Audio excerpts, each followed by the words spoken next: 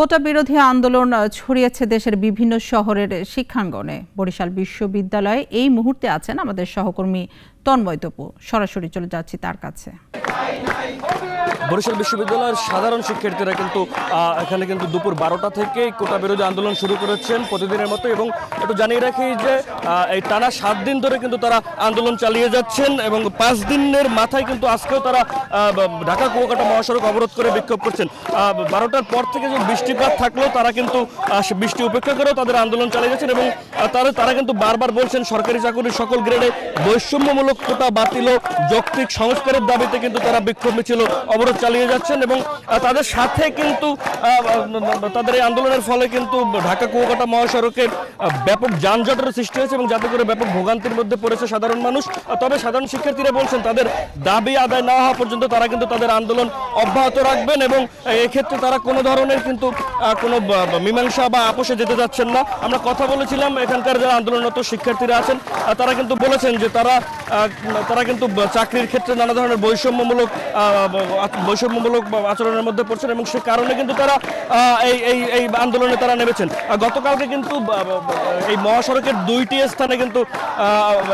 স্থানে অবরোধ হয়েছিল, শিক্ষার্থীরা অবরোধ করেছিলেন। এর মধ্যে ঢাকা কুয়াকাটা মহাসড়কে বরিশাল বিশ্ববিদ্যালয়ের শিক্ষার্থীরা এবং ঢাকা বরিশাল মহাসড়কের বরিশাল কেন্দ্রীয় বাস টার্মিনাল এলাকায় কিন্তু সরকারি বর্জ্যমোহন কলেজের শিক্ষার্থীরা সড়ক অবরোধ করেছিল এবং এই দুই স্থানে সড়ক অবরোধ ফলে কিন্তু পুরো বরিশাল নগরী সহ এবং এই মহাসড়ক এলাকা কিন্তু অচল হয়ে পড়েছিল।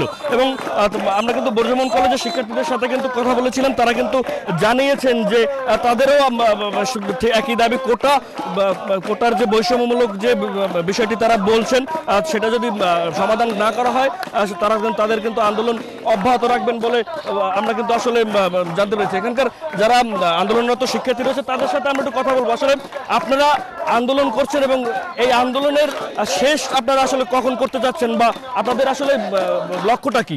আমরা খুব সুনির্দিষ্ট করে আমাদের জায়গা থেকে বলেছি যে আসলে শুধুমাত্র অনগ্রসর যে জাতিগোষ্ঠী, মানে যে সমস্ত মানুষ সত্যিকার অর্থে আর্থসামাজিকভাবে এবং ভৌগোলিক কারণে পিছিয়ে আছে, যারা আমার মতো সমান সুযোগটা পাচ্ছে না, যার বাড়ির পাশে আসলে একটা শিক্ষা প্রতিষ্ঠান নেই, যার আসলে সত্যিকার অর্থে একটু কোয়ালিটি এডুকেশন পাইতে গেলে বাড়ি থেকে অনেক দূরে যেতে হয়, বা অর্থনৈতিক কারণে আসলে যেহেতু বাংলাদেশের শিক্ষা একটা প্রচণ্ড রকম পণ্যায়িত অবস্থার মধ্যে আছে, ফলে যার সক্ষমতা নেই এই পণ্য উঁচু দরে কিনে নেয়ার, তার জন্য একটা কোটার ব্যবস্থা রাখা যেতে পারে। আমরা সেটা বলেছি যে অনগ্রসর জাতিগোষ্ঠী যারা আছে এবং তার সঙ্গে আমাদের যে ফিজিক্যালি চ্যালেঞ্জ মানুষ, এই দুইটা ব্যতীত আর কোনো রকম কোনো কোটা, যেগুলো ধরেন পোষ্য কোটা, একজন মানুষ ইতিমধ্যে একটা বড় চাকরি করছেন, তার সন্তান সর্বোচ্চ শিক্ষা সুবিধাটা পাচ্ছে, সর্বোন্নত শিক্ষা প্রতিষ্ঠানে লেখাপড়া করছে, ফলে ওই সন্তানের জন্য আলাদা করে কোটা দিয়ে তাকে সামনে এগিয়ে নিয়ে যাওয়ার কোনো প্রয়োজন আছে আমরা এমনটা মনে করছি না। বা ধরেন বাংলাদেশে প্রায় 250 রকমের কোটা ব্যবস্থা এই মুহূর্তে আসলে জারি আছে। বা ধরেন আমাদের যে জাতির সূর্য সন্তানেরা রয়েছেন মুক্তিযোদ্ধা, আমরা খুব প্রচণ্ড রকম শ্রদ্ধা রেখে বলতে চাই, তারা এই মানচিত্র, এই পতাকা আমাদেরকে উপহার দিয়েছেন, ফলে তাদের এই ঋণ একটা কোটা দিয়ে শোধ করা যায় এমনটা আমরা মনে করি না। কিন্তু সত্যিকার অর্থে যেহেতু কৃষক শ্রমিক মেহনতি মানুষই আসলে 71-এর মুক্তিযুদ্ধে অংশগ্রহণ করেছিল, ফলে এই মানুষগুলোকে একদম সমাজের মেইন স্ট্রিমে আনার জন্য একদিন কোটার প্রয়োজন ছিল, আমরা এটা বিশ্বাস করি। তবে দেখেন তারপর আমরা অনেকটা সময় পার করে এসেছি, ফলে যোদ্ধার তৃতীয় প্রজন্ম, সে আসলে সত্যিকার অর্থে বাংলাদেশে কতটুকু ধারণ করে এই প্রশ্ন তো খুব মীমাংসিত না। ফলে তাকে প্রথমত হচ্ছে মুক্তিযোদ্ধাদের জন্য নানা রকম সুযোগ সুবিধা বাংলাদেশের সরকারের পক্ষ থেকে তাকে প্রোভাইড করা হয়।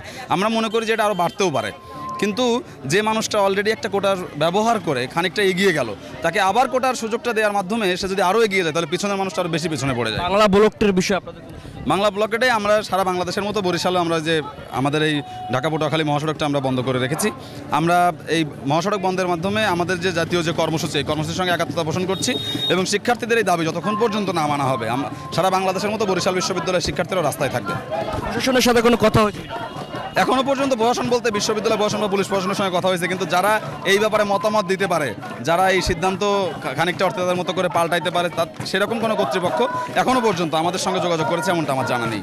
ধন্যবাদ। আসলে আপনারা কিন্তু শুনছিলেন যে তারা কিন্তু দাবি আদায় না হওয়া পর্যন্ত কিন্তু মহাসড়ক ছাড়বেন না। এবং আপনারা একটু বলে রাখি আপনাদের যে এখানে সকাল থেকেই শিক্ষার্থীরা গান বাজনা থেকে শুরু করে প্রতিবাদী গান দিয়ে কিন্তু আসলে এখানে তারা সড়ক অবরোধ করেছেন এবং তারা কিন্তু বলেছেন যে তাদের দাবিটা মোটেও অযৌক্তিক নয় এবং তাদের যে বিষয়টি বারবার উঠে আসছে যে তারা কিন্তু বলছেন যে তারা আগেও আন্দোলন করেছেন এবং সেই আন্দোলন ফলপ্রসূ না হওয়ার কারণে কিন্তু তারা আবার আন্দোলনে নেমেছেন এবং বাংলা ব্লকেটের বিষয়ে তারা জানিয়েছেন যে তাদের কেন্দ্রীয় নির্দেশনা অনুযায়ী তারা কিন্তু তাদের আন্দোলন কিন্তু চালিয়ে যাবেন। এবং আমরা কিন্তু কথা বলেছিলাম এখানকার যে সাধারণ যাত্রী রয়েছে যারা ভোগান্তির মধ্যে পড়েছেন, তারা কিন্তু বলেছেন যে এখানে যারা সড়ক অবরোধ করেছেন শিক্ষার্থীরা তারা তাদের দাবি আদায় করতে তারা রাজপথে রয়েছেন। তবে সাধারণ মানুষকে ভোগান্তির বিষয়টা তারা কিন্তু একটু অনীহা প্রকাশ করেছেন। এবং আমরা কিছুক্ষণ আগে কিন্তু দেখেছিলাম যে ঢাকা কুয়াকাটা মহাসড়কের দুই প্রান্তে, বরিশাল বিশ্ববিদ্যালয়ের সামনের দুই প্রান্তে ব্যাপক যানজটের সৃষ্টি হয়েছে। এবং আপনার আমরা দেখিয়েছি আপনাদের যে আসলে মানুষ এখানে যে খয়রাবাদ ব্রিজ রয়েছে সেখান থেকে আব্দুর রব সেনিয়াবাদ ব্রিজের ঢাল পর্যন্ত কিন্তু হেঁটে যেতে হচ্ছে এবং এতে করে মানুষের ভোগান্তি চরম। তবে একটু বিষয় বলে রাখি যে এখানে যে মানে জরুরি যে বিষয়গুলো রয়েছে, অ্যাম্বুলেন্স থেকে শুরু করে জরুরি যে বিষয়গুলো রয়েছে, অসুস্থ রোগীদের হাসপাতালে নেওয়ার যে বিষয়গুলো রয়েছে, সেগুলো কিন্তু বরিশাল বিশ্ববিদ্যালয়ের শিক্ষার্থীরা সেই সব যানবাহন ছেড়ে দিয়ে কিন্তু তারা এই সড়ক অবরোধ কর্মসূচি কিন্তু করছেন। এবং তারা কিন্তু বলেছেন যে তাদের দাবি আদায় না হওয়া পর্যন্ত তারা কোনো মতেই কোনো আপোষে যাবেন না এবং রাজপথ কিন্তু তারা ছাড়বেন না। আসলে বরিশাল বিশ্ববিদ্যালয়ের সামনে থেকে আমার কাছে কিন্তু সবশেষ এতটুকুই ছিল। ওয়ালটন এয়ার কন্ডিশনার এক্সচেঞ্জ অফারে স্প্লিট এসিতে 23,000 টাকা পর্যন্ত নিশ্চিত ছাড়।